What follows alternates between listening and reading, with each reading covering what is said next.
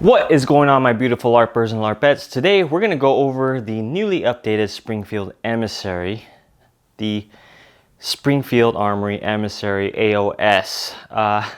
To clear up some confusion in that intro there, I got this in not too long ago, and I was doing my whole review process. I filmed that intro, I got my round count down that I needed to shoot and test this out, and by the time I was done and going to film my talking points, Springfield reached out and said, hey, we have the new Emissary with the updated feature. Would you like to get one of these in and review it? So I said, of course I would, but I just didn't want to go out and film a whole other video and pay my videographer and pay my editor and all that stuff to get another completely different video out there. So I just figured, why not just do both of these in this one video. So the Springfield Emissary AOS, which stands for Agency Optic Systems. The biggest difference that you're going to see here is the optic cut on the AOS. Other than that, these two are virtually identical. They have the same slide serrations, same iron sights, same everything other than just cutting out the optic cut. Also, before I forget, Springfield Armory did send this out to me and the other Emissary out for me for testing. But the Springfield Armory Emissary is a single stack 1911 that either comes in 45, 9, I don't think they make it in 10 mil. I gotta double check that. But this one here with the AOS system is 9 mil. And the one that you saw in the intro video there was a 45. That's why it's a little bit more slower pace than I'm usually shooting, because out of this little 4 1/4 inch barrel and that 45 round, I do have to put a little bit more effort into shooting it. Just gets me a little bit more tired, guys. Sorry, I'm a little weak. But the 9 mil version here, I have shot at, I believe my buddy has one of these, and I shot his, but his was a longer version. Haven't shot this one yet. Like I said, I just got it in and wanted to get it up for the release date, which I believe is probably today, or by the time I post it, maybe the day after. But let's get deeper into that optic cut, guys. So when this optic cut was first released, was released on the Prodigy, I believe. That's when I first saw it, when I got the Prodigy in. And I thought it was pretty cool the way they had it set up. So it's basically on a like hinge design. So you'll put the plate on there, you'll hinge it in, then you pop it down, then you put the screws on, then you would mount whatever optic that corresponds with that optic plate. On this Emissary here, I have the Shield R, no, not the RMS, the SMSC, which is the plastic RMSC, and it fits extremely flush with the actual slide itself. It's super thin, but it does come with, or mine came with multiple optic plates. I feel like yours might not come with that. That's probably like the launch special where they give you like all the other optic plates so I can show them off to you.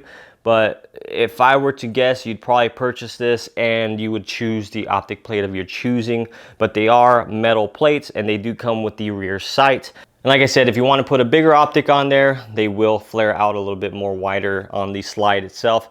And it doesn't look funky. It looks like other 2011, 1911s where it kind of blends in with the slide. You don't have any weird gaps or anything like that going on when you put other optics on there. I think it's pretty cool that Springfield Armory continues to update all their existing models and put little things like this on their models and not really jack up the price. I feel like this one's still the same exact price, like $13.78 or something like that.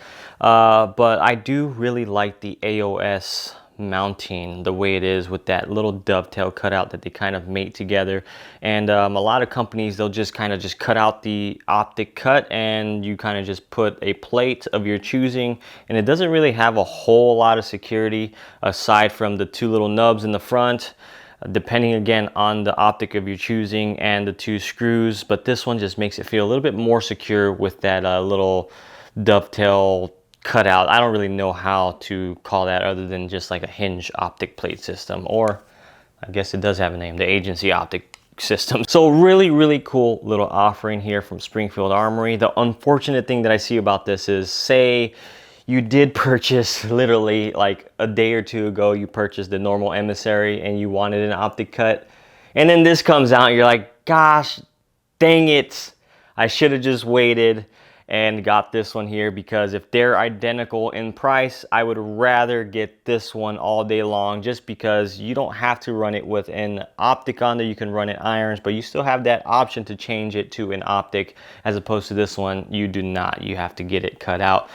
Maybe down the road, hopefully Springfield will allow you to kind of says, hey, can I pay a fee and you get that cut out for all the other ones that we already own. So aside from the AOS system there, those of you that are only interested in the new update, that's pretty much it. So go ahead and click away here. I'm just going to go over the rest of the gun here for those of you that haven't heard of this gun or are maybe interested in purchasing one and don't know a lot about it. So starting at the front here, you get a 4 1/4 inch barrel. You have a reverse crown barrel at the end there. Again, this is chambered in 9mm, but the other one that I was shooting in the beginning of that video, or this video, is a 45 ACP. You got night sights in the front, so you got a nice like greenish, yellowish dot in the front with a night sight built in. Then you got a blacked out rear essentially. This one, again, since this is the optic plate, it came with a blacked out rear. On the 45 version, you have a blacked out rear, but with like a U-notch sight on there. I don't want to flag myself, but U-notch white sight on there, but essentially the same front sight. On the slide itself, this is where I'm kind of partial to how I feel about this gun. You got these nice pronounced serrations, or the milling on the slide here, and some nice 45-degree cuts on the edges there. I don't like that it doesn't have full-on serrations all the way down the side. I mean, it looks cool, but as far as me, I like to manipulate the slide in the front a lot. Right there, I'm not having a lot of problems, but I could already feel that if my hands were oily or wet or something like that, I will slide around on that slide. So don't really like that it doesn't have more serrations up front, but it's still doable. I can just go ahead and grab the rear of this slide, and these rear serrations are more pronounced than the front serrations here. Moving on down, you do have a 1913 accessory rail, and you can put lights, lasers, whatever you want on there. And trigger is about, I don't know, I would say it's sitting around like 4-ish pounds, maybe 4.5 pounds. But it still feels really nice, and you got a flat face trigger with a curve on the top and the bottom. Usually you'll see triggers with just a complete flat face, but this is I think that's a little bit more cooler in my eyes.